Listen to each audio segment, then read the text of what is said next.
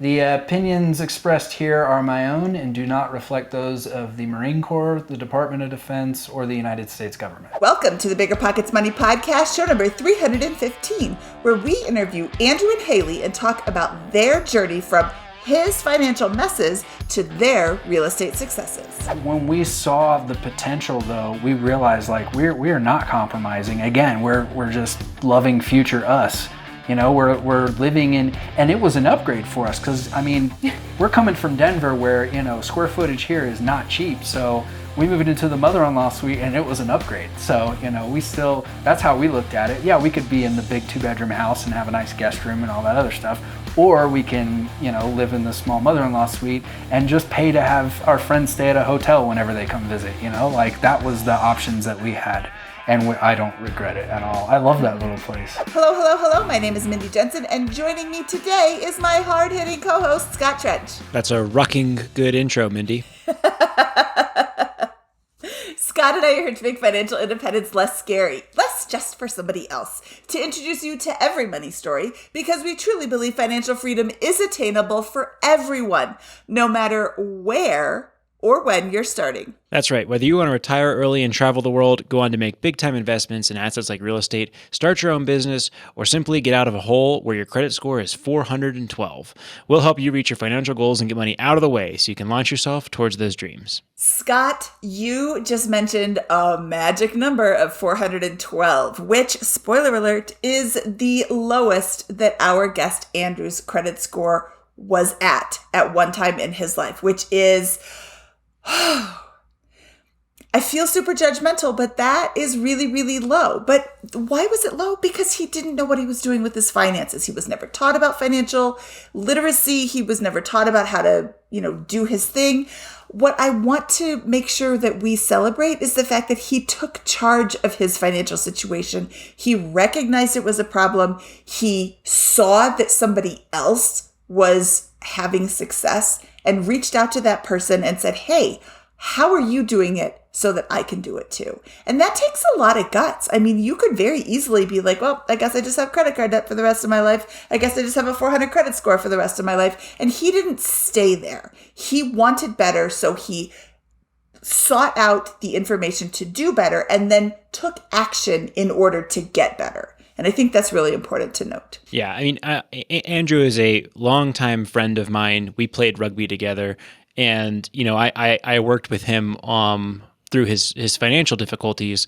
Was it now 5, 6, 7 years ago at this point? And it's just been amazing to see what he's been able to do, how he's been able to kind of get current on all his debts, build a financial success story, and now owns a number of rental properties that are cash flowing tremendously well. So it's been a phenomenal privilege to watch his journey and kind of start learning from him on this. And I couldn't be more thrilled to invite him on the show today. He has a great story, and he's joined by his wife, Haley, who didn't have the struggles that he had, but joined him on his real estate journey. And I really like where they are in their real estate investment space. They're making money in this market. They're continuing to buy in this market. They're not letting the market define what they're doing. They have decided what they want to go after, and they're still buying properties. They're still making it work. So, people who say, oh, well, the market's changed, so I can't make money anymore. Well, sorry, Andrew and Haley are doing it, so you could do it too if you wanted to, but you have to do the work. I think it's a fun story today. Awesome. Let's get to it. Andrew was your typical 20-something. He didn't know anything about finances, so he just spent his money without any thought. He racked up tens of thousands of dollars in debts, many of which were delinquent. In 2017, he made a hard pivot and changed his financial situation dramatically. Now he's in a great financial position, owns 6 rental units across 2 properties, which would not have been possible if he had not taken notice of some young kid buying beer for the rugby team so many years ago. Haley, on the other hand, is perfect in every way. Andrew and Haley, welcome to the BiggerPockets Money Podcast. Hey guys, how's it going? Thank you so much for having us. Thanks for coming on. We're excited to have you. I'm super excited to talk to you guys. And since Haley is perfect, Haley, I'm sorry, we're going to have to push you to the side and focus on Andrew. Andrew, tell me all your faults. Oh man. All right. True confessions. Yeah. Where do we start? I guess Let's start in high school. high school. Okay. My dad was a fighter pilot instructor in the military, and that had kind of set up, my family's expectation of once my dad gets out of the military, we will have the opportunity to, he'll go to a major airline. We'll have a bit of a nicer lifestyle. And so we moved to Colorado. We experienced 9/11 shortly after, and my dad basically lost everything. He lost his high-paying salary, his pension, his security, his seniority, all this other stuff. And from then on, financially, my family, they struggled. My dad had to refinance the house a number of times to pull out equity to pay off credit card debt, and then also he went back to the military part-time and started working weekends and days off as a reservist out in Colorado Springs. I kind of just didn't have a ton of great financial education growing up, so I joined the military myself in order to pay for school. I wasn't, aware of all these amazing scholarship opportunities for lower income people, and I thought, I had to work or have somebody pay for college. So I decided to do the work route. I joined the military, went off to Air Force basic training, and was in the process of becoming trained to be a loadmaster in the Air Force out of Colorado Springs when President Obama kind of scaled back military funding, and I wasn't an essential personnel, so my job basically got cut during the sequestration. But I had kept up my end of the deal, so I had full benefits and went off to college. And this is kind of where things took a turn south. Instead of using my GI Bill, I decided... What year is this, where you went off to college? This was 2010. So okay. I had already done about 3 semesters before I joined the military. My dad did have enough to help me go through the first 3 semesters, and that gave me enough college credits to get a really good job in the Air Force at his unit, which he set up. He was amazing doing that. So I had a little bit of experience, but in 2010, I cut ties with the Air Force officially, and went up to Colorado State up in Fort Collins. And my thought process was, I'm not going to use the full GI Bill benefits and waste them on a state school, which doesn't really cost that much. I'll save that for medical school, because that was my plan at the time. I'll use the GI Bill on to the maximum potential and use it for medical school. So what ended up happening was I pulled out all the subsidized and some unsubsidized loans as I could, and then I was working part-time, and then my last little bit of financial runway, I guess, was provided by a credit card. And I ran the credit card up. Pre-med studies were a lot harder than I thought. I couldn't end up working as much as I wanted to, so maxed the credit card out and then couldn't make the payments. Had to eat, so Chase Bank, took a hit for a while.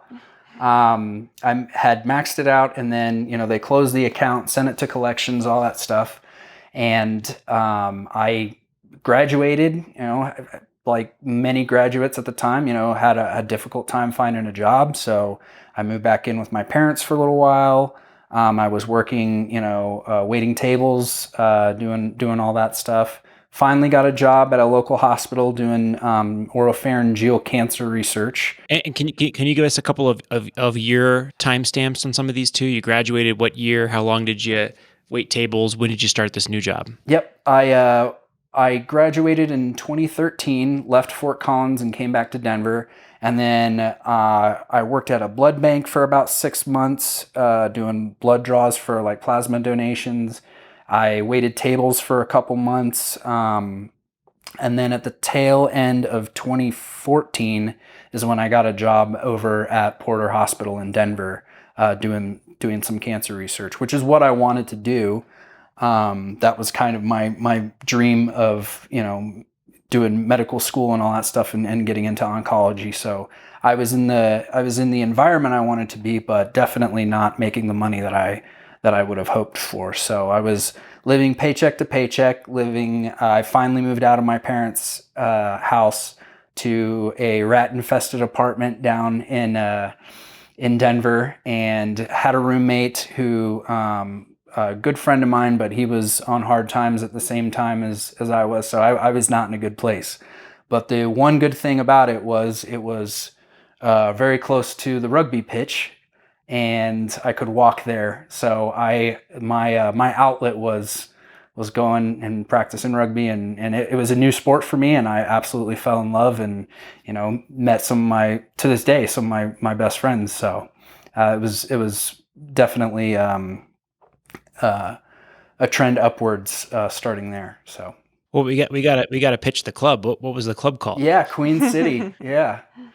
Yeah, it was Go Rams. Yeah, it was Queen City Rams. So I was a Colorado State Ram, and then I came to Denver, and I was still a Ram. So it was great. So what's your position? This is 2014 we're in. Yes. How would you summarize your position at that point in time? I mean, I was living paycheck to paycheck. I had no savings. The money that I had, I spent on either food, and what little I had left, I tried to spend on fun just to stay sane. I had no dating prospects whatsoever. My car was a piece of junk. It was pretty abysmal there for a little while. What was your income at that point in time? I think I was making around $32,000 a year, which if I had the financial literacy, I could have done good things with that. I just didn't know what I was doing. So I made the money, I spent the money. That's how it worked. And how much total debt did you have, and what was your credit? My credit at the time was in the low 400s. So I think the lowest it ever got was a 412, if that's even possible. I look at it now and I'm just astounded that it ever got that bad. But having that card go to collections and not having done anything with it, I didn't know I could call and settle, and try to close the account. That knowledge came a little bit later. So my financial savings, were non-existent. I couldn't qualify for any new credit cards to rebuild my credit at the time until I, settled with this defaulted account. It was pretty bad. And how much total debt do you estimate you had? So with student loans and that credit card debt, I was in the mid to upper 40s. I think 47 was the highest it ever got. So what happens next? So at a rugby social for the start of the new season, I hear this this player who I'd watched play. I was kind of the second string, it being a new sport for me, but really admired him and some of the other guys in the backfield. Toast the team and say, hey, this is celebrating me closing on my second property. And I'm looking at him going, I'm like, this guy is definitely younger than me. How is it possible that he owns property at all, let alone has closed on a second property in Denver? Like I literally had a rat crawl across my bed last night. I kicked against the wall. Like, how is this? How is there so much disparity? Like, he plays rugby. He can't be that much smarter than me. It's like, yeah. And that's when I pulled this guy aside and I was like, hey man, you got to help me. I don't know what I'm doing. You clearly have some knowledge that I don't. Point me in the right direction. And that was Scott Trench. So yeah, I've known you as Trench basically our entire friendship, but yeah, professionally I should say CEO of BiggerPockets. I just happened to bump into. They're at a dive bar. I have very few personal friends who refer to me as Scott. So yeah, it's always Trench with my personal friends. So, but yeah, that was awesome. Yeah, that was. I remember meeting with you after that and talking through some of those things. So do you want to walk us through some of the situation, like how things maybe changed or what that was like? Thinking through that and how things progressed from there. Yeah, I remember you came into my apartment, sat down, and said, all right, let's see the damage. What's going on? Pull it up. And I didn't even know where to find that stuff because it had been, it had been delinquents for so long. I didn't know the logins. So I remember sitting there for like an hour trying to just get into the actual results and the statements and stuff. But when we finally found it, you said, all right, what you need to do is carve out some time and you're going to make some really long phone calls. And I got a little discouraged and I was like, I don't want to do this, but you framed it in a way that made a lot of sense to me and motivated me to do it. And that was like, think of it as, this phone call could save you thousands of dollars. So even if it takes 10 hours. This was because there was a lot of debts in your position that, if I remember correctly, were old debts that were long-time delinquent, had likely been sold from the original creditor to, other loan, collections agencies and such. And so they already discounted that debt. And so the reason you do that is you call the debt and you say, hey, can I pay off a fraction of this somehow? Yep. Would you be willing to take a percentage of it? Yep. Yeah. So you had explained it as like, you can get rid of this debt for, pennies on the dollar possibly. So you're not going to know until you make that call. It could take 10 hours, but I specifically remember you saying, if it saves you $1,000 and it takes 10 hours, you just got paid $100 an hour. And that really like set off a light bulb in my head. I was like, oh, that totally makes sense. So He says that to this day when we have to make phone calls. Yeah. So that's like a household phrase now. That's logic that I use to this day. And, I've passed it on to other friends, like, do your due diligence, do your comps. If you're looking at property, don't overpay $10,000 if it's going to take 2 hours for you to realize like, hey, that's not where the market is right now. And so that's wisdom that I've been able to pass on. But that's really where it clicked. And I was like, okay, like I can dig myself out of this hole. It's going to take some elbow grease, but it's not impossible. And so we went through like all of my accounts and, set a plan, but you set a hard deadline for me and you said, I also want you to do some homework, and you gave me your copy of The Richest Man in Babylon. You said, you need to finish this before we speak again. And that really lit a fire under me. It said like, okay, like there's, it's not all information is free. Like I'm going to have to put some work in. I'm going to have to make these calls. I'm going to have to, do a little bit of homework. And I devoured that book. I think that's it's not a huge book, but I think I finished it in 2 or 3 days and just like total mind, what's the word I'm looking for? Mindset I don't shift. know what you're looking Yeah. for. Total mindset shift. And, I realized like, oh, I don't have to be the one putting in all the work if I put my money to work for me. I assign a job to every dollar that I make. I pay myself first and then I pay, the rent or whatever. And that just completely like, it blew my mind. And one of the biggest things I learned from that book wasn't even what I gleaned from the book itself, but it was just like, wow, knowledge and education is power. Like you don't know what you don't know until you meet people sometimes. But then after that, I just started devouring all these financial literacy books and financial planning and investments and all this other stuff. And that kind of transitioned me into, I guess, the next stage of my financial journey. So I can go into that now. Well, let me ask you a couple quick questions here. Did you were you able to get any of those loans reduced, and do you have any kind of anecdotes about those calls? Yeah.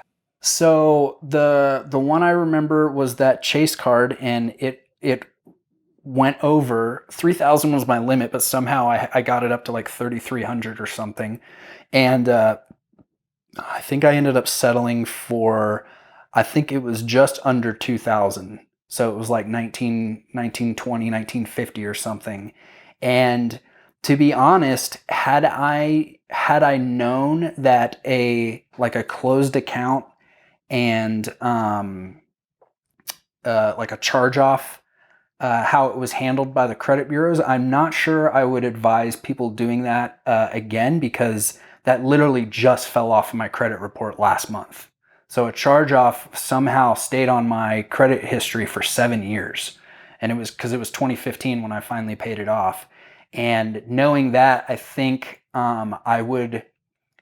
I'm not sure. It probably was too late to go to Chase and pay the full amount and not have it hurt me anymore. And I still would have had the delinquent, payments and all that other stuff. But yeah, that one stung for a long time. But after I paid it off, like I saw, I want to say it was like 150 or 200 point bump like the next month after it registered with the credit bureaus and all that stuff. Like my score went up big time. And then I was able to actually... So you're saying because it was a credit card debt and I negotiated it down, that negotiating it down resulted in a charge-off, which hit my credit score and stuck with me, but I didn't have to pay it. Yes. I did have to pay the $1,900 or whatever, but once it was paid off, the way it was reported was kind of finicky. It was reported as something different than just paying off the original debt, and that was weighed heavier, I guess, in the way they score it than just being delinquent on an account, if that makes sense. Okay, so within 6 months of our conversation and you reading Richest Man in Babylon, what are some milestones or what are some things that maybe changed? You said your credit score bumped up.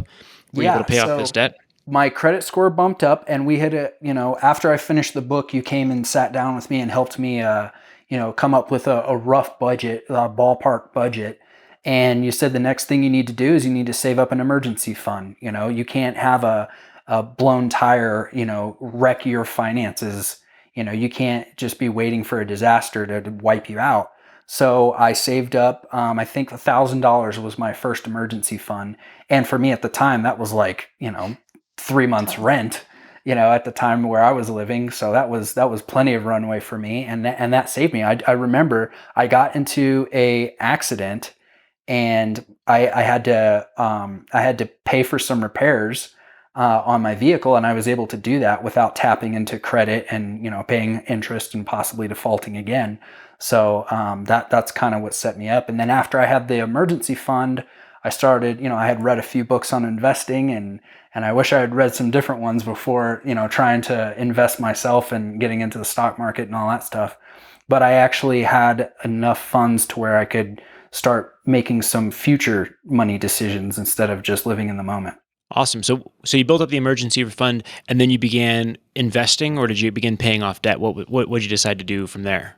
So I got current on my my student loan debt, and I was basically paying the minimum. I had very low interest rates on those, and my strategy at the time was I want to get into a better financial position, and then I can pass up on good returns in the market and pay off the student loan. So I still have student loan debt, especially since it's been in forbearance, forever at this point now with COVID. But that has been if I can make 8 to 9% in the market, before this month started, it doesn't make sense to pay off a student loan that's at 3%. So I paid the minimum, and that had gotten me current, and then the rest of my money was going towards saving and investing. At the beginning of 2014, you were negative. You're spending more than you're bringing in for the most part, or treading water with that. By the end of 2014, how much of a monthly surplus do you think you're generating, if you had to guess? Yep. So this was mid 2015, so it's a little later than that, but I was coming out ahead like maybe $150, $200 a paycheck. So I mean, it didn't seem that substantial, but I reined in I got a little smarter with happy hours, and like for me, a big expense is food and socializing. So it always has been, to this day, it still is, but that is where my biggest expenditures were. And so reining that in, I said, you've got X amount of dollars to spend. I think it was $30 a week I got to spend on fun. And that was movies and extraneous meals and stuff like that. So I really had to plan.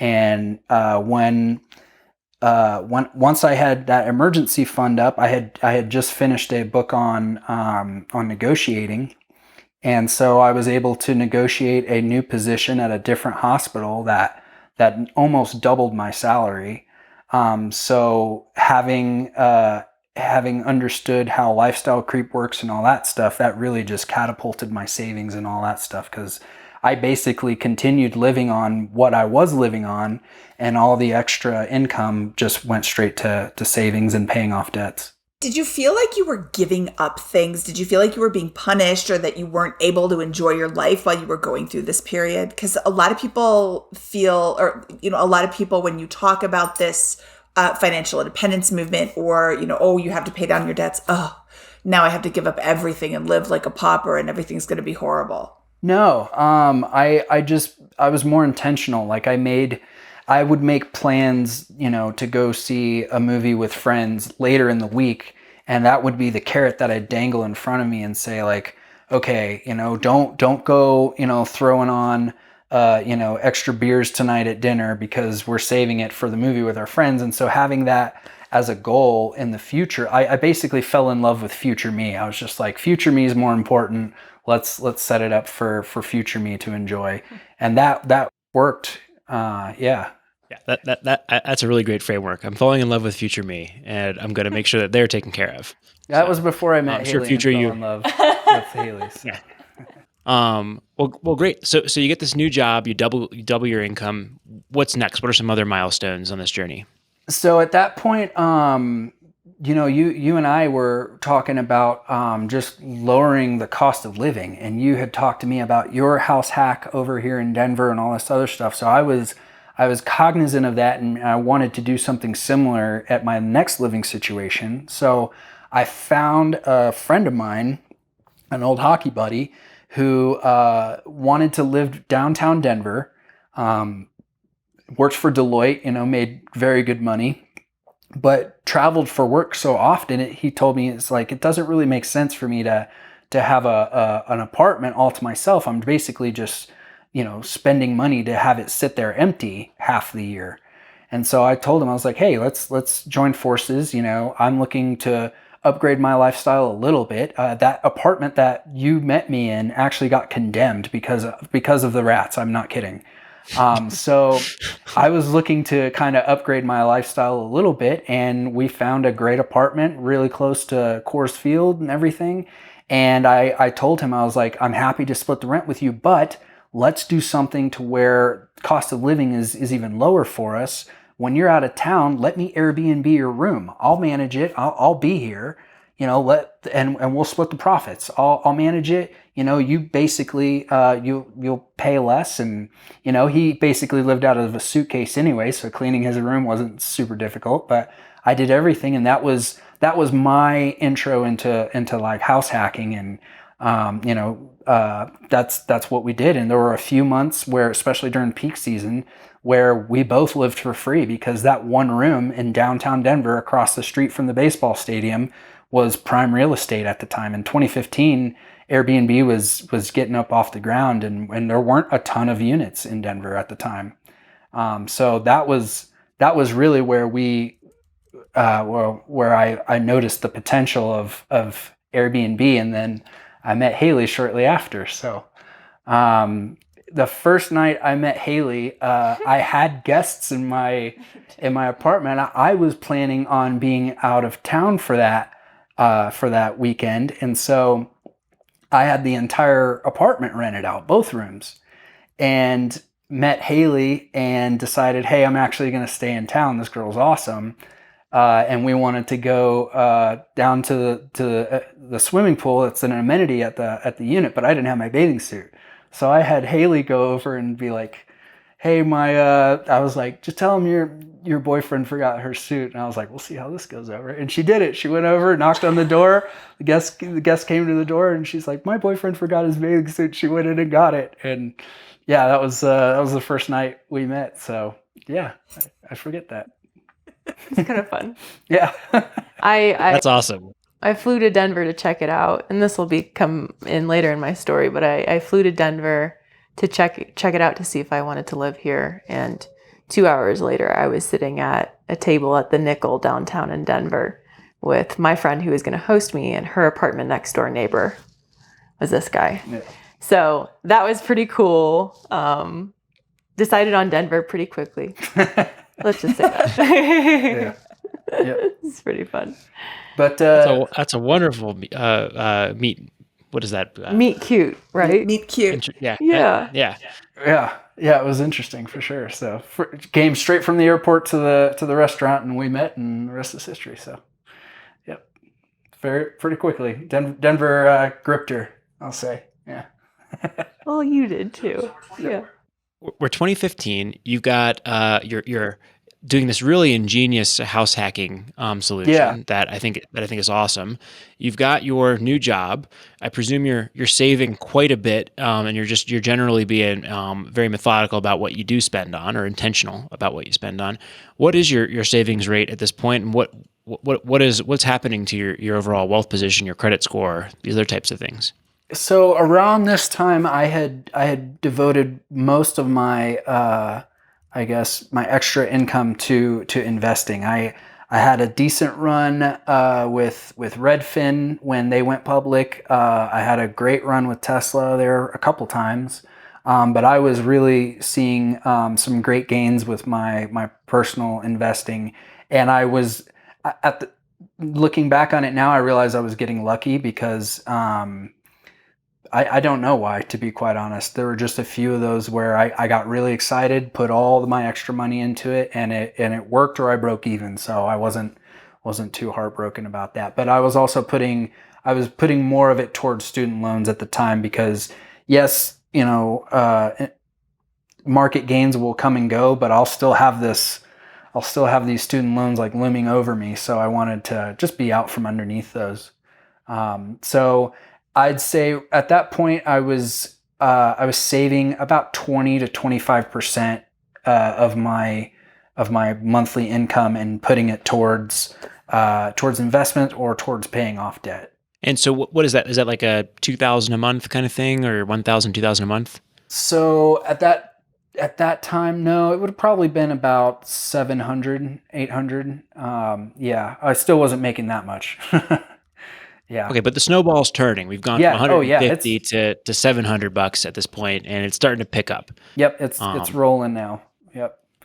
And you meet a wonderful lady. Life's getting better throughout this period. Is that? Yeah, right? It's taken time, and it's taken like conscious decisions, but I don't regret any of them. I'm starting to devour more books. Around this time is when you sent me Set for Life. When it was still in the editing phase, and that book was so heavy. I mean, it took me forever to get through. I think by the time I finished it, you'd already published it, so I wasn't able to help it all. But there were so many concepts in there that just like blew my mind. I couldn't get through it very quickly. But you had mentioned just like setting your investments on auto pay, which is something Ramit Sethi loved. I Will Teach You to Be Rich for that point. He just gives you a play-by-play of like, do it this way, you'll never see it, it'll never hurt type thing. And that's kind of where my next steps were at that point. And we're in like the middle of 2017, tail end of 2017 at this point. So it's been a couple years at this point, but and there were bumps in the road where I made a stupid purchase of a toy or something I felt like I deserved, and I can't even tell you what that is at this point. That's how important it was to me. So yeah. Okay, I want to make a comment. You said that that Scott really set you on this path, but we're overlooking the fact that it's so impressive that you actually did the work. I have had these conversations with people in similar situations that you are. Hey, this is the stuff you have to do. And then I never hear from them again. And there are so many people who want to be in your current position, but they don't want to do the work necessary to get into your position. So we need to celebrate the fact that you actually took this information and did something with it. And that is the hardest part. Scott had the knowledge. Great for him. You did the work, and it sucks to do this work, and you did it anyway. And that is the thing that we need to celebrate. So hooray for Andrew for doing it right and doing the work and taking the time to do it, because it takes a while. I mean, it's not like you picked up the phone and you're like, hey, Chase, I want to pay this off. And they're like, great, now you're amazing. I mean, you had to do this a bunch, and you had to slog through this. Where did we start? 2013? 2014, and now we're in 2017. I mean, this was not just an instant, wow, I had a 420 credit score and now it's 800 5 minutes later. It's like 4 years later or 3 years later, you have a better fight. You have a good financial position. When did you buy your first property? We didn't buy our first property until October of 2020. So like 7 years later. I just jumped way ahead. Okay, no, but still. Yeah. But I mean, you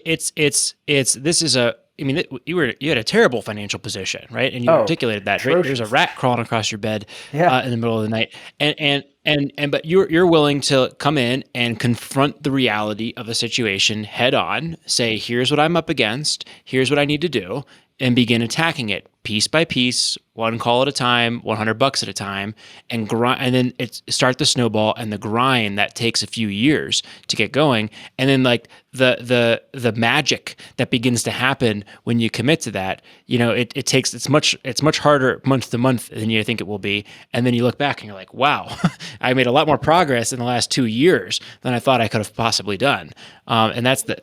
Yeah, go ahead. I was gonna say there's a little story I'd like to tell just to kind of emphasize that, and in those people's defense, Mindy, and the people you talk to who just say, oh, it's too much work. Like, I feel like most of those, I was one of those people. I feel like most of those people, they don't have a good example to look at. Like, I saw Scott and I was like, this guy's done it. Like, I don't have an excuse. I can't say that some pie in the sky, like, oh, that only happens to 1 in a million people. Like, there's this, regular Joe, if you will, that, I play rugby with who has done this. And I can't attribute it to, him being a trust fund baby or, all this other stuff. He worked and knowing. That's nice of you to say, but I will say that also, you did have a lot of people would have had that excuse in your situation. I didn't have student loans, right? I had a higher paying job coming out of college than what you had with that, right? So there were advantages I had that you didn't have, and you chose, no, I'm gonna ignore that, and I'm gonna go after and begin attacking what I can control and what I can influence there. Yeah, so absolutely. I definitely want to give you lots of credit with that. Well, thanks. Yeah, you are an example for other folks that have all of those headwinds that have piled against them to begin kind of overcoming. And there are people who see Scott buying the beer and saying, oh, trust fund baby, not even looking at how he could have done this. They just automatically make an excuse for him because there's no way he could have done this by himself. Clearly he had help. I'm going to make my own narrative for him so I don't have to dive further. You asked him how he did it. And maybe his answer was going to be, oh, I'm a trust fund baby. And you're like, okay, fine. This isn't what's for me then. I'll just move on. But you had the initiative to even ask the question. Let me celebrate you, Andrew. Take it. Yeah, fair enough. Well, let's jump back ahead to 2017, where the snowball's turning.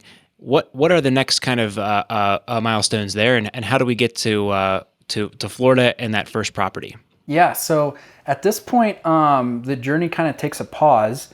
I originally had joined the Air Force and wanted to get my college degree and all that stuff so I could kind of follow in my dad's footsteps of being an aviator in the military. And when I was basically pushed out of the Air Force, I thought that dream kind of died. But I went into a Navy recruiter just kind of wanting to know what the chances are of me doing the military part-time like my dad did so I could have an additional stream of income. And as I'm walking out, I had a Marine Corps recruiter just kind of call at me and is like, why are you talking to them? They don't do anything cool. And we just struck up a conversation, and unbeknownst to me, like I was still eligible to be a pilot, and I didn't know that. So there were a lot of hoops I had to jump through. And I guess kind of to your previous point, Mandy and Scott, about these things take time. I called my dad and I asked him. I was like, should I do this? I'll be old by the time I get done, and they'll, everyone I'll be going through training with will be younger than me. And he's like, well, what's going to happen in 4 years anyway? You'll be 4 years older regardless. So just do it if you want to do it, type thing. It's like, you'll get there whether you want to or not. You might as well come out ahead, type of thing. And so that was kind of my mentality. But I started pursuing a pilot slot through the Marine Corps, and I eventually got it. So in 2017, I was notified that I had gotten a slot, pending I could pass their physical fitness, standards. And so after about a year and a half of training, the run was what killed me. I qualified for it, and then went off to training in 2018, very shortly after meeting Haley.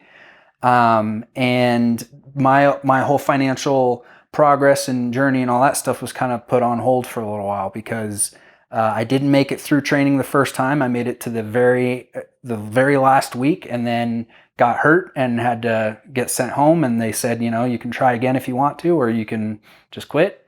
I went back to my job at the hospital while I was waiting for another slot to open up so I could attempt it again. And I had that job for 6 months. That's all it was protected for through the USERRA laws and all that stuff. They have to give you your job back for a minimum of 6 months.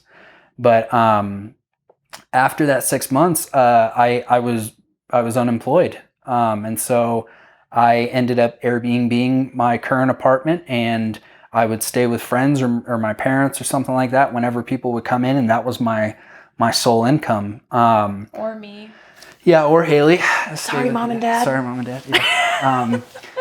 Yeah. Would stay with, but yeah, basically I realized the earning potential of Airbnb once again, and then I did an arbitrage. I found, I guess it wasn't officially an arbitrage because the landlord didn't know it was solely being used for an Airbnb, but I was like, well, I'll just find a property with out-of-state owners. They'll probably never check in on it. It'll be fine. There's nothing in the lease that says I can't do it, And so I had another downtown apartment that I had set up strictly for Airbnb, and managing those two, doing the cleanings, doing the messaging, all that other stuff, maintaining those was my full-time job until I got another chance to go back.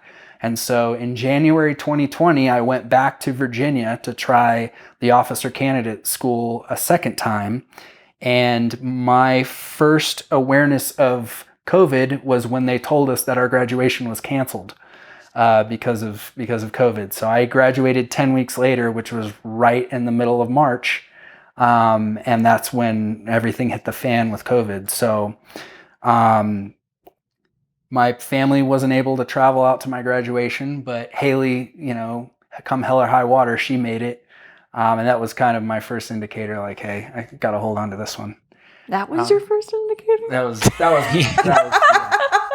was the final indicator, I should say. So, that was a week after Denver public schools closed. Yep. Yeah.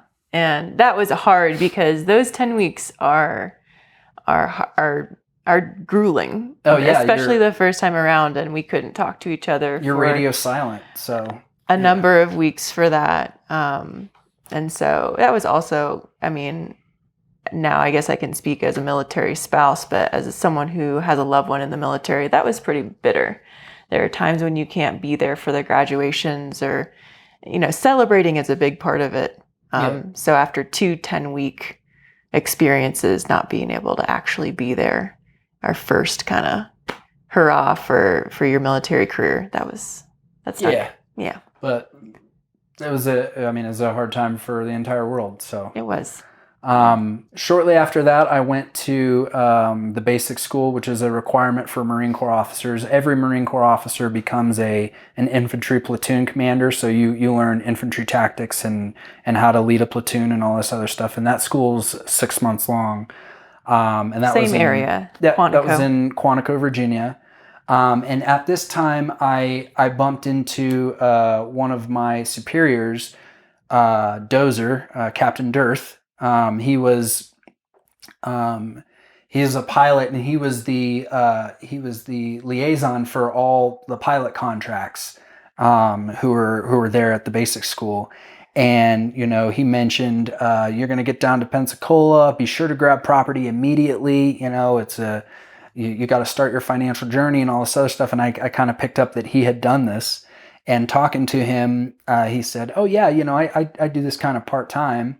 I have 14 properties in the area." And I'm going, "Okay, like, whoa, we got to talk," type of thing. And he basically turned me on to just, you buy a property with the VA loan, you kind of, you live in it while you can, and then you rent it out once you PCS, permanent change of station, when you get orders to another duty station. And so talked to him extensively, asked him how he did it. He had a whole bunch of JVs that he had done. He had some short-term rentals. He had some long-term. Most of them are long-term. But I told him, I'm getting ready to go down to Pensacola. Can you give me any advice? And he said, yeah, buy as big as you can and get it as an investment. And so we were looking for. He said buy as many units as on many one units. property. Yeah, when he said big, he meant as many units. So the VA loan allows you to get up to a quad, up to 4 units. And it's all dependent on the local area and what cost of living is and all that stuff. So, I think we qualified for 493 is what I qualified for max. And so we set that as our search. We found a realtor who was highly recommended down here. Worked, shout out to Michelle over there. And she did a number of virtual walkthroughs with us, via FaceTime, while I'm sitting there in full camo gear with a, 90-pound ruck coming back from a 12-hour hike and all this stuff. And I'm trying to, stay awake while she's doing a walkthrough of her property. And there was one property specifically that, it was the first one that I saw on Redfin, actually. It was the first MLS email she sent us. Yep, the first email. Had a quad right near downtown. Yep. And Andrew was like, "Oh my gosh, this is a great property." And I was like, no, wait, we have to analyze like many properties. We have to look at 30 or 40. That's what Brandon Turner said. We have to go through many of them, build that analysis muscle, and then we'll be good. This can't be this can't be it. Yeah. It was it.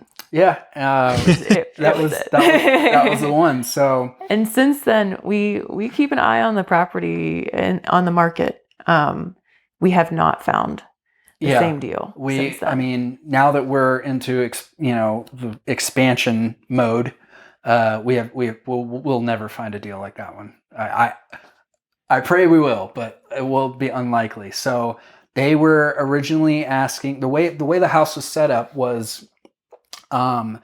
It was a 2-bedroom, 1-bedroom bath that they added an office and a laundry room onto in like the 50s or 60s. And then in the 90s, they added on to the back of that, they added a law office. There's law offices everywhere in Florida, if you didn't know that, but this is the 1920s home. That was built in 1920, very small.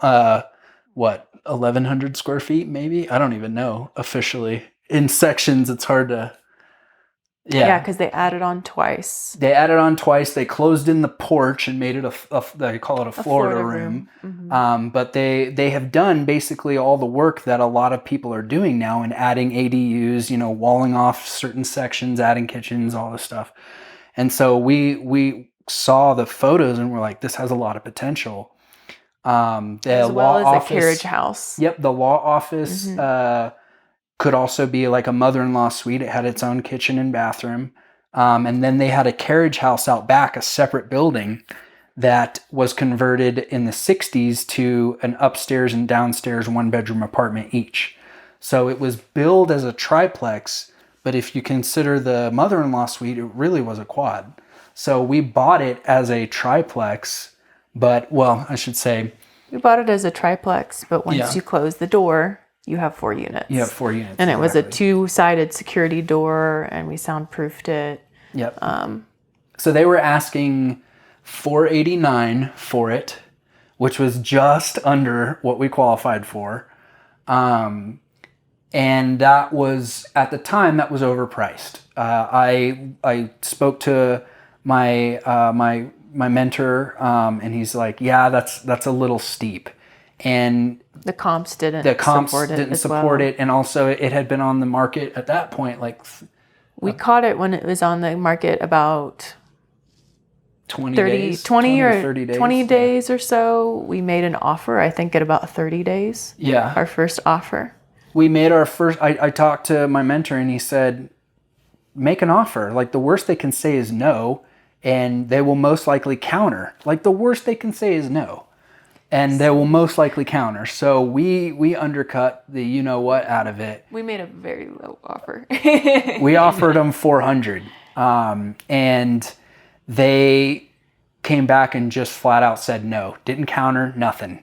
And we're like, okay, they seem to be pretty set on their 489, and you know, with all the closing costs and all this other stuff, I'm not sure. You know, there's even with a VA loan, there's extra expenses, so I'm not sure we can do this. I don't want to have to liquefy my stocks in order to pay for this, which now in hindsight, like that's a no-brainer. But I'm glad it worked out that way because about a week and a half later. I mean, first, me being the analysis paralysis guru was like, oh, great, no problem, we'll walk away. Yeah, we'll Then find something else. Yeah, no, we'll find something So, else. and we did, we looked, we sent our realtor, poor thing, she went through probably 6 or 7 more houses before Kept looking. they came back. But she's talking to their agent the whole time saying like, hey, this is overpriced. Like, you got to come down a little bit and all this other stuff. So we didn't know that until later. But She was amazing. yeah, she was incredible. She really advocated for us. Michelle Bear with American Valor Realty is a rock star. But she came back and said, hey, they actually countered. This is a week and a half later, 10 days later, they came back and they countered and they said, we'll sell it to you for $440. And we were like, whoa, okay, we just saved... what did we just save? We like just moved 49, the dial so much. So much just by making a bold offer. And we talked about it and came back and said, we'll do you one better. We'll do $450 if you cover all the closing costs. So we had no money at that time. We did not. I did not want to. I mean, we needed any liquid cash we had. Yes. So they agreed, they accepted, and our agent wrote it in that they would pay closing costs or up to, 3.2% of the purchase price? She wrote the initial contract. Yeah. And closing costs were 3.2% of the price of the house or the sale price of the house, which turned out to be more than we needed for closing costs. But that was the initial contract where she expected the realtor to come back. And we also had $5,000 of repairs written in, which, I mean, any real estate agent would go like, yeah, you're joking. Balk Give me at a that. break. Yeah. But so we expected a little we back expected and some forth. pushback, and they just accepted. So Did you move into this property? we did. This was a house hack, yeah. Yep. So they accepted, and long story short, we ended up walking away with cash in hand At closing. So, like I said, nice time. probably won't be able to do that one again. But we moved into the mother-in-law suite. The upstairs and downstairs apartments had existing leases that we inherited that were like maybe 60% of the market rate. So we knew we had room to increase the rents there. But something safe to move into. But something, for sure. yeah, something to move into. And our goal was to work on the main house, the 2-1, and make it livable for long-term tenants. Our goal was to get military people in there because there's students coming in and out of Pensacola. There's probably 1,000 students a year go through there, and they're only there temporarily before they go from pilot training to other places. Yeah, So, our initial goal was long-term tenants. yeah, So we kind of fell into STR. yeah. We knew Airbnb was a potential though, just from previous experience, and so we put the 2 bedrooms there up on Airbnb, and it just Well, took we off. we were initially looking at. We talked to a bunch of his pilot school training friends and said, "Hey, you guys interested in living on our property?" We imagined that, them all studying together, all of us kind of being nearby could be kind of fun. And everybody was just kind of finding other places farther away from downtown for a little cheaper. And so we started to get a little nervous. That's true. We also looked at the main house, which again, its core is 1920, and then added on to, and the couple before were kind of retirement. So the original plan was to put long-term tenants in there. In the process of us repairing one of the bedrooms, we had put it up on Airbnb, and the Airbnb just took off. We did not realize what a huge market the Panhandle is for short-term rentals until we put that first unit up. So then when the next lease expired, we didn't even think about putting a long-term tenant in there. We just went out, furnished it, opened it up as our second Airbnb. And then we wanted a little bit of insurance, just in case, for whatever reason, this was just a quick blip of business for Airbnb, and in case it crashed, we kept one of the long-term tenants and renewed her, increased her rent, not nearly enough. She was very happy to keep the lease at that rate, but pretty much regretted it like almost instantly when we started seeing the second unit income. The second unit was making about $2,000 a month on Airbnb. What was the total income from the property after from the rent, from the short-term rents and the long-term rent once you completed this? Long-term rental was $700 a month. Yeah, last year. So quick math, what would that be? $700 a month would be, what was that? No, so 700. So we had $700 a month from the long-term rental. What are we getting per month from the second unit? So for Airbnb, I mean, it's seasonal. So we were doing between, I want to say $1,500 to $3,000 per month just with one Airbnb, which was covering the mortgage. So double to quadruple. Yes. Double to quintuple. Yes. The revenue of the long-term rental. Yes. And what was the main house getting? The main house was getting about the same. So I'd say the main little house more, was a little higher. 2 to 45. I'd say 2,000 to 4,500. Yeah, we had some really good months in the summer. Yeah, I mean, obviously. So on the low end, you're getting $4,200 a month, and on the high end, you're getting $6,000, $7,000, $8,000. Yes, correct. Yeah, so That's phenomenal. And what's your mortgage payment on this property? Our mortgage payment at the time was $2,820. Yeah. Yeah. $2,800. This is a killer house hack. Yes. Yeah. It did. We were living for free. Yes, I get a housing allowance from the Marine Corps, and my housing allowance, was half of what the mortgage was. So I was willing to eat it if everything went to hell, then I would be paying out of pocket to live, which is what everyone does. So worst case scenario, we saw this as a win. Yeah. Like I'm at least buying equity, or the Marine Corps is buying me equity. So, but we have yet to pay to live in Pensacola. So yeah, we've never paid a mortgage. Not a dime. I have a couple of things I want to highlight really quick. First of all, the VA loan is not for investment properties. You have to live there, but that doesn't mean that it can't be used for a fourplex. I mean, the VA is not going to approve a loan that doesn't qualify for, they're not going to approve a property that doesn't qualify for the loan. But I just wanted to clarify that you can't use a VA loan for a strictly investment property. So you've done a VA house hack, a VA hack where you're using this no money down, like truly no money down. You walked away from closing with a check in your pocket.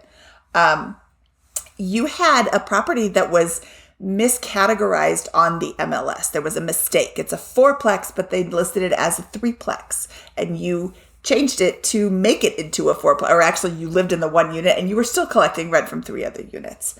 I have a little acronym called the MLS is not dead yet. And if you go by the initials, it's Mindy. That's great.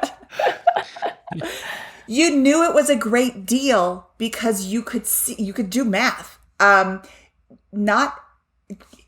think that all investors have an opportunity to get that one rock star deal, and not everybody takes advantage of it. This is, again, an opportunity to celebrate you guys, because you could have been like, oh, it's the first property, I don't know. And yeah, most of the time your first property the first property you look at isn't going to be the best thing ever. But that doesn't mean it's not going to happen. So know what a good deal is, and keep an eye on the market right now, because things are changing, and maybe there will be another really great deal coming up on the market. I love what you said. Yeah, I just want to agree with everything Minnie said and say this was a perfect house hack. With this, I don't think it was listed incorrectly. It was a triplex, and there's a mother-in-law suite, right? So you just moved into the mother-in-law suite, which is perfect for you guys from that, and in the context of a house hack, and that allows you to Airbnb out the other units. With that, your only quote unquote mistake is that you could have done all 3 units from a short-term rental perspective with this. You also were willing to do work on the property. I remember you telling me about this property a year and a half ago. I guess it was almost 2 years now. And it just seems like that's all the stars aligning with that. The VA loan, 0% down, this triplex, quadplex, whatever you want to call it, on there, and then being willing to, obviously there's a lifestyle sacrifice. You could have qualified for a $440,000 house that was all to yourself with that. So there's a big sacrifice you're making in order to exchange for that income. Absolutely. Yeah. When we saw the potential, though, we realized we're not compromising. Again, we're just loving future us. We're living in, and it was an upgrade for us because, we're coming from Denver where, square footage here is not cheap. So we moved into the mother-in-law suite and it was an upgrade. So, that's how we looked at it. Yeah, we could be in the big 2-bedroom house and have a nice guest room and all that other stuff.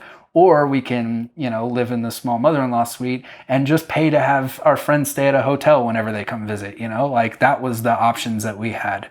And I don't regret it at all. I love that little place. Yeah, we really a lot do. of good memories. So what happens next? Now that you have this place, how does that affect your cash position, your investing? What do you do?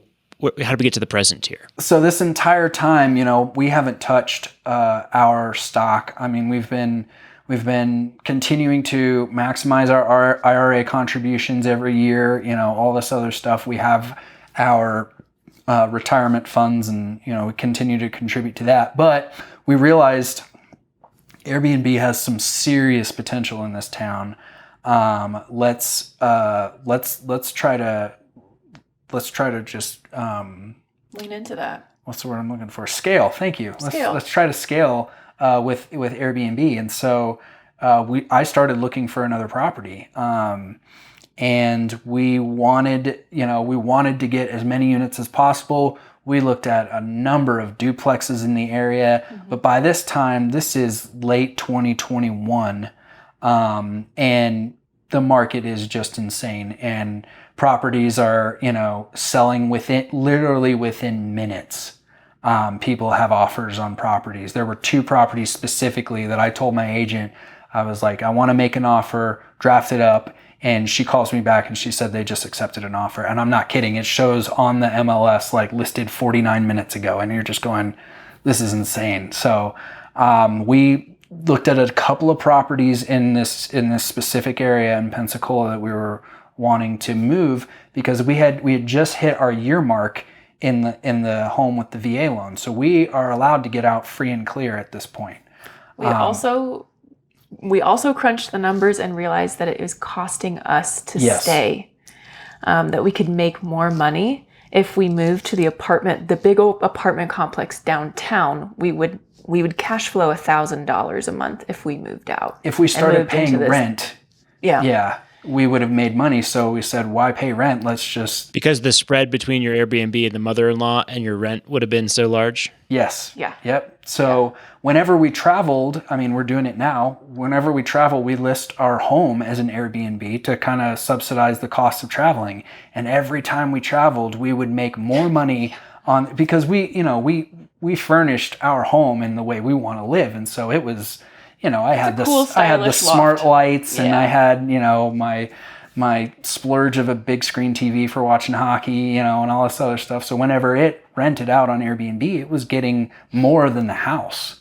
And so we realized like, if we can make this standard, then we're losing money by staying here. Mm-hmm. And so we decided like, hey, we'll start looking for a property. If we don't find one, then we'll move downtown to a very cute downtown area in Pensacola, but we were pretty certain we'd be able to find a house, and if we could find one with a mother-in-law suite or an ADU or something like that, then we could even get out ahead. Yeah. And so we put offers on a couple, none of them got accepted, and a friend of mine, this goes into who you know and networking and all that stuff. I told my friend what my plan was, and driving through the neighborhood, he saw the realtor hammering the sign out in front and was like, call him right now. And I think it had, by the time we made an offer, it had been on the MLS for less than an hour.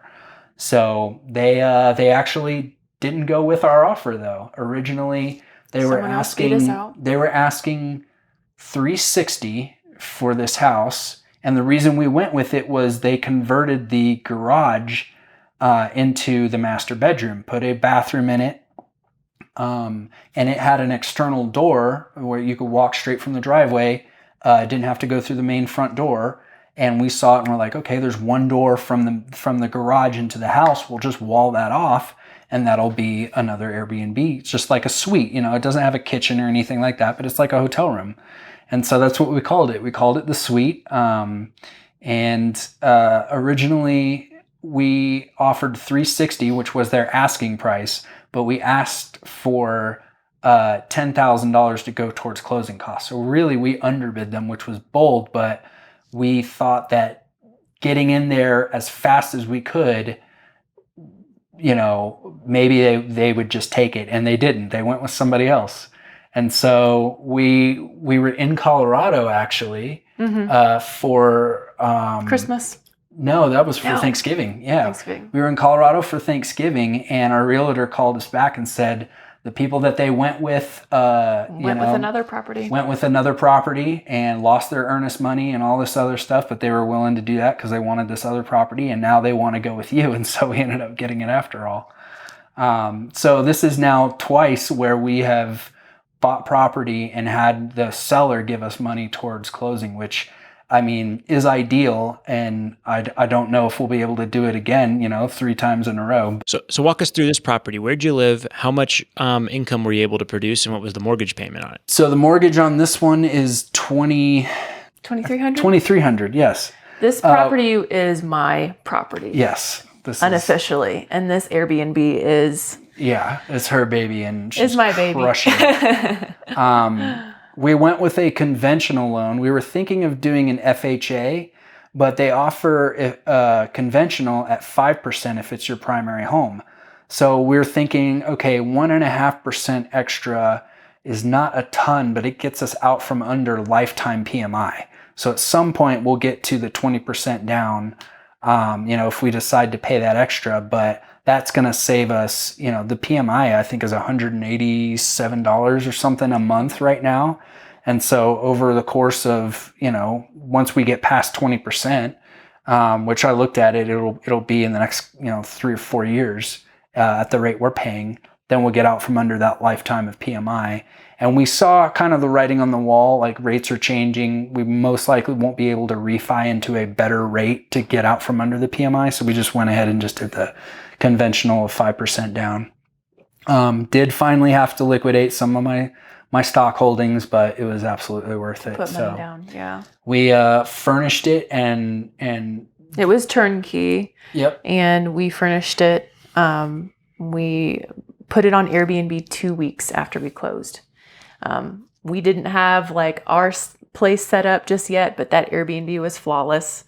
The first full month we made $4,700 on a 1-bedroom, 1-bath hotel suite style thing. She I has knocked the number all of our units out of the water. She has the number one Airbnb for 2 people in Pensacola right now.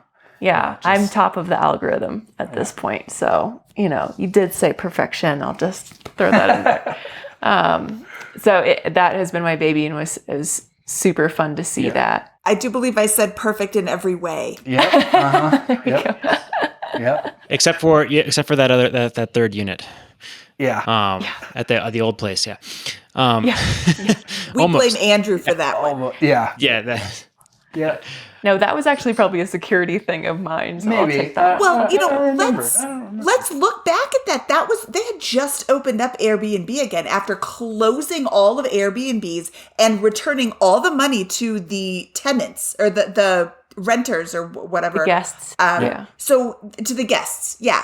Airbnb closed it. You didn't have the option to close it. And Airbnb gave all of the refunds to the guests. You didn't have that option. So to keep one unit as a long-term rental for the security a year and a half ago is not a bad choice. Yeah. That's fair. Yeah. With all the waves of COVID, we didn't know what was going to happen. Yeah. So we're now and so you have the suite and you have the main house. Is there just one unit, or are there multiple more units? I'm sorry if I missed that on this property. Yeah. So the property is a single family home with the suite as a Airbnb. So that was our 5th Airbnb.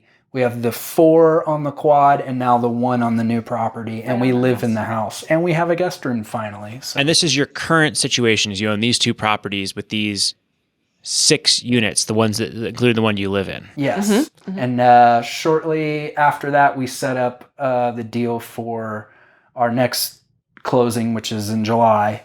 I had just listened to the podcast Pace Morby. Yeah, with Pace Morby about doing sub 2 and seller financing and all that stuff.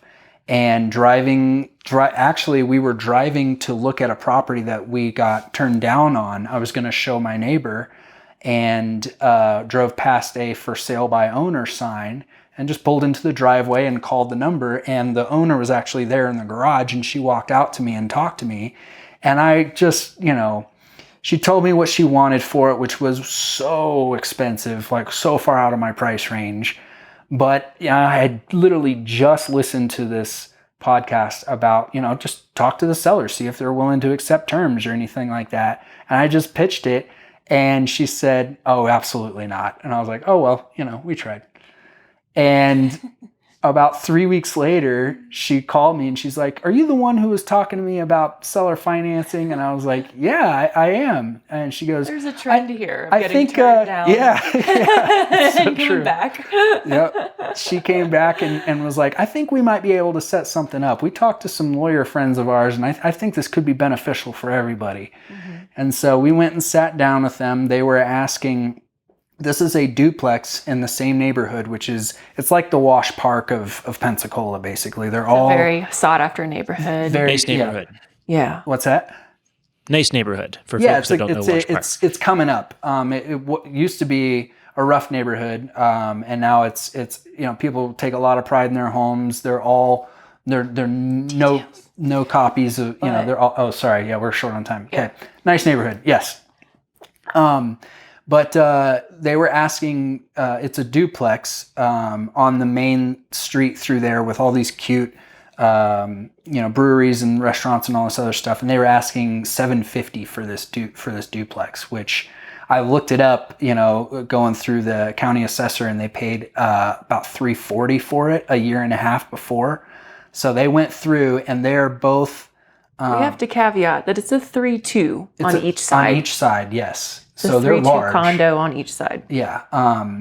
But they're both general contractors, so they gutted this house, completely redid it, and I walked through it, and it is, they spared no expense. It looks very, very good.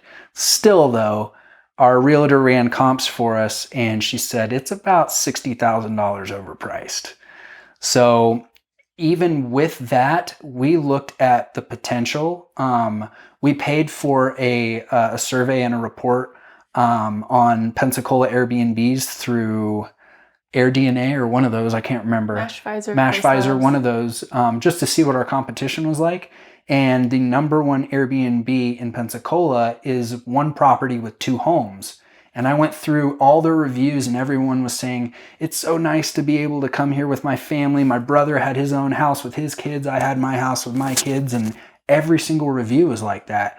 And this property is not anywhere close to as nice a location as this one. So we went in there and we're like, we can do some damage with this. So even at their asking price of $750, which we agreed to, we are looking to come out ahead considerably. And a house about 4 houses down from them sold, same building, same style of duplex, not identical, but it sold for $350 a square foot. So at that rate, the house is already worth over $1 million. So we haven't even closed. We have it under contract. We're closing on it in July. So let's sum up your position right now. You have 5 Airbnb units currently, with 2 more on the way, or 1 more if you're going to rent this out as one big Airbnb with 2 units on it. What is your current Airbnb income that you project on average for a month, or what's the range that you expect from the current Airbnb income across all of your units? Last month we made $17,000. Wow. Last year we made $75,000 on 1.5 units. Yeah, 1.5, 2 we units. Slowly brought them up. We're projecting in this coming year, and it might be conservative, to make $150 just on the first property, I think. Yeah. The first property. Yeah, and then we're house hacking the one we live in, and at the rate we're going, we can cash flow on that property about $20,000. So that's $170. Our primary home, and then this duplex that we have, we did seller financing with $60,000 down total in three chunks. So $20,000 at closing, $20,000 6 months later, and $20,000 at a year. We locked in a great interest rate. We locked them in. We have them under contract for 3%. It's a 2.5 year balloon. So, that's a big chunk of change that's coming due here soon, but we have no worries about it whatsoever. With the option to sell at 2.5 years if everything goes bust. Yes. What do you expect the income for that property to generate? We're expecting between $450 and $600 a night. So that'll be about, it'll do the same as the quad. We're expecting about 15 to 20 a month through that. All right, last question here. What's next after this? What's on the future for the next couple of years for you guys? Well, we're actually looking at a property here in Denver tomorrow. We want a place to come stay at. We are here quite often. So my sister is moving out of her apartment, and her landlord called me and said, "Hey, seem like you might be the type of person who'd want to buy this. So we're gonna have some drinks and discuss it." But I would love to help other people in the way that you helped me, in just helping educate and just basically showing people, through, not to be arrogant, but through the example that what we've been able to do, showing other people in the military specifically, like what potential is regarding like real estate and investments and stuff. I've had a number of friends who've taken me up on the offer of opening their own Airbnbs, and they're doing quite well right now as well. Mm-hmm. So For those who are willing to listen, I mean, they've seen some benefit. All right, Haley, let's hear a quick background about your journey with money here. Could you walk us through how things start for you, maybe starting in high school, college, and up until the point you met Andrew? Yeah, absolutely. I grew up in a very money-conscious family, mainly surrounding debt. My parents have always touted that they just have not ever had debt. We didn't grow up super wealthy. We always had enough, but we were aware that we made certain financial choices to stay within certain margins. I loved growing up that they emphasized, spending less than you earned, staying within your means, which was kind of a principle that I lived by for quite a while until I kind of expanded my financial literacy. Went to college, did an undergrad in psychology, graduated in 2012. Up to that point, I had kind of had jobs here and there, but mostly for fun money. Then after that, I didn't quite know what I wanted to do post-college. My parents had always dreamt of just paying for my college for me because their parents are able to do that for them. Instead, we were just in a spot where that wasn't totally feasible. So they shouldered half of the debt. I shouldered the other half. I graduated with about $24,000 of unsubsidized student loans at that point. I moved home and I didn't have a direction I wanted to go. I considered graduate school. Didn't quite have the answer. And so I took my mom's advice and just moved home and started working at a hospital, paying off that debt and living for free. I would throw $1,000 each paycheck at 12 something an hour towards my debt. And I managed to pay off the $24,000 in 2 years. And along that journey, I did the Dave Ramsey Financial University bit, and I credit a lot of just kind of doing that debt snowball and paying that off so quickly to that program and my parents' diligence about debt. And I remember my mom saying, whatever direction you go, at least you can start here and you don't have something you're dragging behind you and bringing along. And I thank them for that. I did decide to go on and do a counseling master's degree after that. And having just paid off debt, I was not interested in getting into more debt. And so I stayed at home for the next 4 years, worked full time. I mean, it was often 60, 70-hour weeks. On top of that, you have to do internships and practicums. So it was a hard fought 4 years there. This getting into now end of 2017, where I was wrapping up my degree.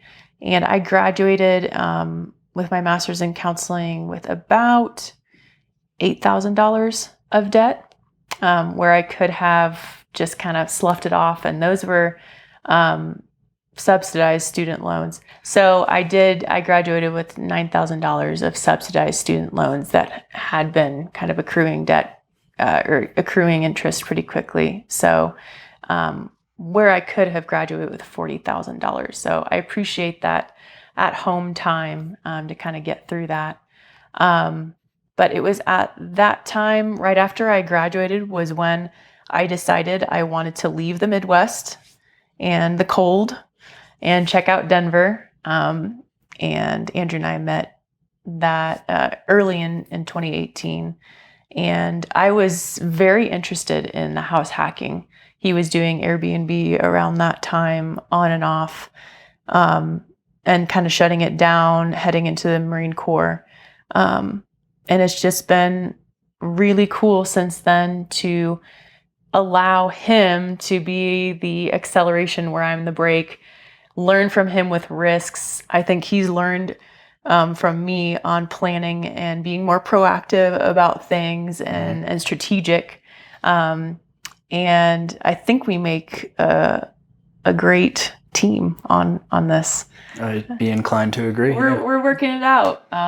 It's interesting in our relationship. I think one thing when you're doing something with a spouse as well, if I can extrapolate, is we've had to figure out when we're in husband and wife mode and when we're in business mode. And to balance that all out, we have to call it out in moments of like, hey, this is not business time. This is our time. And we love it so much. But we notice ourselves on date nights and stuff like that, starting to talk about the business. And as much as that's good, we really had to start balancing out how much we put into our relationship and keep nourishing that. Because it can creep up on you, because it's fun. But there's some distinction there that's really helpful. Yeah. But it's been a wild ride and totally loved it. Yeah. Totally loved it. Been a good time. Well, that's awesome. And so, and are you both working full time right now, or is the business taking up a lot of that time, or what's that kind of look like for you guys? Recently, we finally got a chance to go on our honeymoon. And when we did that, we had to basically establish a team because we were going to be unreachable for 8 days. So we set up a team and took a breath for the first time in 18, 20 months-ish and realized like, oh my gosh. We should have been doing this way earlier. We should have been doing this way earlier. Yeah. So in the last month, our focus has been, we need to set up a team because all the time we're spending on managing is time that we could be spending on expanding. And so we have realized that a small expense of 15, maybe even 20% is a small expense when it comes at the cost of us being able to spend more time with each other, us being able to think of bigger picture goals, that type of stuff. So that is our current focus, is just kind of handing off management, and instead of managing units and Airbnbs, we're going to start managing people, which, I mean, that's what I'm paid to do by the military. So I'm hoping it'll be an easy port over into our little side hustle. So. And yes, to answer your question. Sounds like a great honeymoon. Yeah. Oh, it was phenomenal. Yeah. Yes. We went to the Galapagos. Yeah. And did a dive trip. Represent. So. Yeah, it was incredible. But I mean, that's what it took for us to kind of step back. And I wish we would have done it sooner. I work a mental health agency job and just started a private practice, small, and then did this on the side. And we haven't even mentioned that we own a Tesla only by putting it on Turo. Oh, yeah. And so that's another side hustle. So we were getting warning signs before the honeymoon to slow down, to get higher help, but it's a total mind shift to go. I mean, I'm seeing us move kind of, when you move up socioeconomically, it is an adjustment because we are in the mindset still of thinking we have to do everything ourselves. Yeah. We have to work super hard. We have to be hands in. And bringing other people on is the next level of doing that. It's an adjustment. It's a function of profit and cash flow too. You have so much profit and cash flow that you can begin thinking in those terms. Yeah. And guess what? Because you can do it all yourself, if there is a problem in the market or something like that, you can always go back to doing it yourself and continue to slog those things through.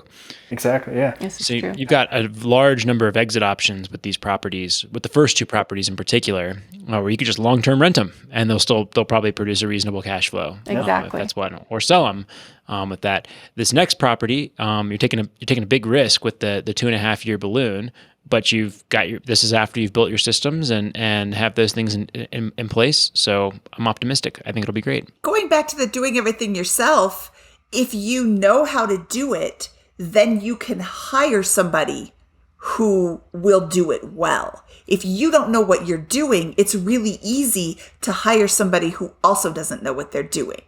But when you already know how to do it, you interview somebody and you're like, oh, you're full of garbage. You don't know what you're doing. I'm not going to hire you. But if you don't know how to do it, then it's easy to fall for a really, really slick talker. Absolutely. And we're still learning. I mean, like we're about to fire our first person. So, just they're not doing as off. Yeah, it's not enjoyable, but it's unfortunately it's business. So you have to have the right people on the bus. Yeah. And doing it from the ground up really helps you know what you need. I think the lesson is to just not get caught in the scarcity of like, I have to do everything because, who knows if this is going to keep working. Really, we have a year of data on Airbnb and what we've been able to do, but there's still parts of us that are like, if everything goes down, and you have to fall back on those plans of like, yeah, there are long-term rentals. Overall, our properties have appreciated already significantly, wildly. What do you guys think is a good cash position for someone doing this the type of investing you're doing? We agreed early on that our comfort level is 6 months of runway with no income whatsoever. So that was initially what we wanted to save up. And it got to the point where we were actually losing opportunity by having that much. And so we've scaled it back. We have about 3 months of runway for each property to pay the mortgage, no questions asked. And we're very confident that we could find a monetary solution to whatever ailments we may encounter had we needed to tap into that. So 90 days is I think more than enough for us to kind of fix whatever goes wrong. So it's a little risky, I guess, but something cataclysmic would have to happen for both of those to go bust at the same time. So that's where we're comfortable. Should we go ahead and do the famous four here? Let's do it. Absolutely. Famous four. Haley, what is your favorite finance book? I would have to say I Will Teach You to Be Rich by Ramit Sethi. I know that's an intro book into the field of investment, but his straightforward instructions, along with the relationship he's noticed between psychology and finance, just really spoke to me, especially being in the mental health field. Yeah. Love that one. That's definitely like my number 2. But my first one would have to be Richest Man in Babylon, just because it started this whole journey. So that one's super easy to digest. It's super short, and if you're a former contact sport player like me and have a little bit of head trauma, it's really easy to understand. That one's also my favorite. Oh, awesome. This Man in Babylon. Yeah. The fables are awesome. Yeah. What was your biggest money mistake? Do you know what? Do you know? I'm just running. I can't decide. I would say early on we went. We decided to do some long-term Airbnbs, and the tenants that we had at the time were a little rough on the house, and we looked at it and we're like, who cares? Like, they're giving us a great rate. We have this secure and all this other stuff. And looking back on it now, they ate up our entire busy season. They wrecked the house. We had, to replace a furnace. We really regret letting these tenants stay in, and also allowing the claims window for Airbnb to expire before reading up on our protections and all this. Airbnb would have completely covered everything, but we ended up eating it just because I didn't do my homework, and I got scared and thought a sure thing was going to be better than risking it early on. So for the sake of security and we just went with a sure thing that actually ended up hurting us. I would say that was one of our early mistakes. Me personally, when I started to save my money after paying off all of that student debt, and I was in a higher paying job during my master's degree, I was contributing pretty heavily to my 401k because I was really excited about actually investing. But I was excited about keeping my money. And so I allocated my investments at that time to be very conservative. So for 8 years, those sat in a 401k that was very conservative and did not earn the money that I could have. That compounding interest over time really could have done me a favor, and missed out on that. But there were opportunities later to earn that back. So she kept me from buying a timeshare once, which would have been the biggest financial mistake ever. Holy cow. Oh my I was Lord. like, man, Good. you're getting suckered right in. Yeah. Yeah. I think it was the moment when the salesman said, "You can't run the numbers. This has to be an emotional This is decision." an emotional purchase. And I was And like, I was like, wait a second. my mathematical, like, logical-minded suckered. husband, Yeah, I was like, where are you? Where Yeah. did you go? How am I on the other end of the spectrum? Yeah. I was like, it'll be great. We can visit the mountains every year. Like, oh, buddy. So that was a close one, but yeah. Fortunately, dodged that bullet. Good. Yikes. Timeshare should be illegal. I can't imagine a situation where a timeshare is a good idea for anybody. And if you want to change my mind, you can email Scott at BiggerPockets.com. I don't. No, you can email Mindy at BiggerPockets.com unless you're with a timeshare company, in which case, no. What is your best piece of advice for people who are just starting out? Timeshares are a great way to help make the salesman financially free. Yeah. Yes. No kidding. A timeshare is a great idea for the person selling them. Mm-hmm. Yep. Okay. Haley, what is your best piece of advice for people who are just starting out? I would say, we're speaking from just our experience. The thing that changed my mindset was if you want to have large assets, have them in a way that they can make you money. You can have large assets, just have a plan for them. We have 2 properties. They make us money. We have a Tesla, which we wouldn't be able to afford otherwise. And the only reason we have it is because renting it out on Turo for a number of days during the month, right now it's like 4 days, pays the bills for it every month. My uncle came to our house and joked and said, everything you own is for rent, huh? And I was like, yeah. You just kind of hold things loosely. And so that's just kind of where I see, our mindset, how we shifted to making this money and using our assets well.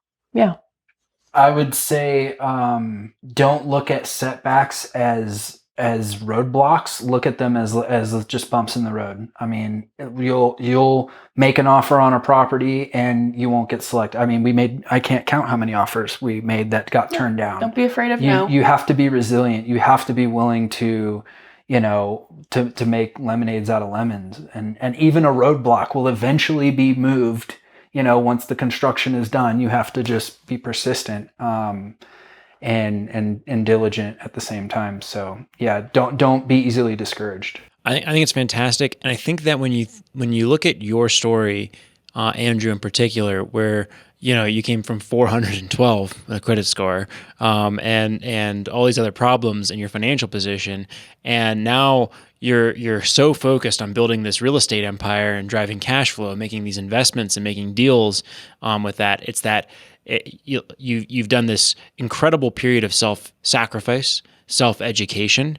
You've overcome all these hurdles. You don't even think about we asked you what your biggest money mistake was, and you're like, oh, I rented to some folks on Airbnb suboptimally, and we just spent the first 20 minutes, 30 minutes of this podcast talking about how you were living in a rat-infested hotel because you couldn't afford anything else with all this. And so it's funny how those roadblocks kind of just take the back seat. Yeah, over time.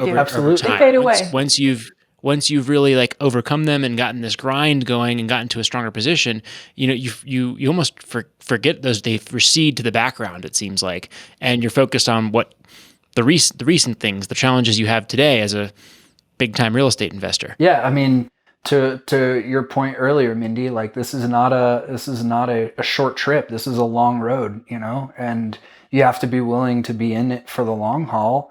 And I hope that people can see through all of our examples here of the potential if you just decide to put in the work. What is your favorite joke to tell at parties? So mine is a bit tailored to me. I would have to say my favorite joke is, what is red and bad for your teeth? What? I don't know. What? A brick. Yeah. So why is that one tailored to you, Andrew? So my name on the rugby team was Ruthless Toothless, and that's because I lost some teeth playing hockey, and yeah, I can drop them out at will. So for those of you watching, Oh, It's a great party trick. it's a great party trick. I can photobomb anybody. It's amazing. Yeah. It's pretty remarkable. And in Navy Medicine's defense, they are fixing these in like a month. We just happened to film at the right time, so yeah, 10 years that'll be coming. devastating. It will be Have all your memorialized teeth here. set. Yes, these will go onto the mantelpiece as a keepsake. So yeah. oh, how charming. What's your favorite joke? Oh gosh, I don't think I have one. No. How are false teeth like stars? They come out at night. That one's great. Oh, okay. All right, that was amazing. That could be Haley's, tailored towards Andrew as well. There we go. That's amazing. I laughed so hard I almost spit them out. Yeah, that's great. I will say part of my guest book in the suite is to ask people for their favorite dad jokes when they sign in. So it's name, where are you from, what do you like about the area, and your favorite joke. And none of them are coming to my mind right now, but jokes are so essential. I love them. Yeah. What that's was the lovely. most groundbreaking invention ever? You remember that one? The shovel. Oh, I got one. Yeah. Well, this has been awesome, guys. Thank you so much for coming on. It's great to see you. Thanks for stopping through Denver and agreeing to share your stories here and your incredible real estate journey. We appreciate it. I think this has been a fantastic episode. I hope it helps a lot of people who may be struggling in the way that Andrew was at first, and some folks who are struggling to get into real estate in recent years with prices the way they are. You guys have been really creative, really consistent, and I can't wait to see what's next. Thank you so much, guys. Thanks, we really Scott. appreciate it. A Thanks, real Mindy. honor to be here. Yeah. It's such a pleasure to meet you, Mindy. And yeah, we look forward to keeping you updated on progress. Yeah. I look forward to those updates, and it was lovely to meet you too, guys. And we will talk to you soon. Thanks, guys. Bye. Scott, that was an awesome story. That was a super fun little twist at the end with Andrew's teeth. What did you think of the show? Yeah, well, like I said, Andrew, or Ruthless Toothless, Ruthless as he self-identified at the end of the show, I wasn't going to out him, is a longtime friend of mine, and it's just been so fun watching his journey from really, a pretty tough financial situation to the success that he's had. And it's an overnight success story in 7 short years to see what he's been able to go from and to with this. And it's really combined every part of his life, his housing, his car, his career, all of those things have been made with financial freedom in mind. And I think he's got a lot to show for that now. A wonderful wife, a property portfolio, the career of his dreams. It's just been fantastic to watch. Yep. And I think the core on all of that is he took action. It is so easy to leave the military. He was separated from his original Air Force, not by choice. It would have been easy to say, oh, okay, I guess I'm not in the military anymore, and just go about his life. He could have decided to, oh, well, I guess I just have debt.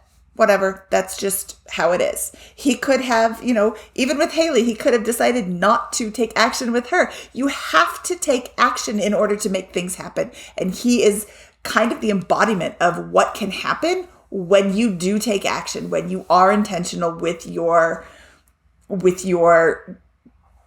actions. That's such a terrible word, but when you are intentional, you can make things happen. You can change the course of your financial life, your whole life, but you have to do the work. Yep, and you have to do the work, and the work always, or almost always, comes with a grind, a several years long grind to get from point A to point B, or that next milestone. It's not even a several years grind to get from start to finish. It's a several years grind to get from start to the next point of optionality in this journey, right?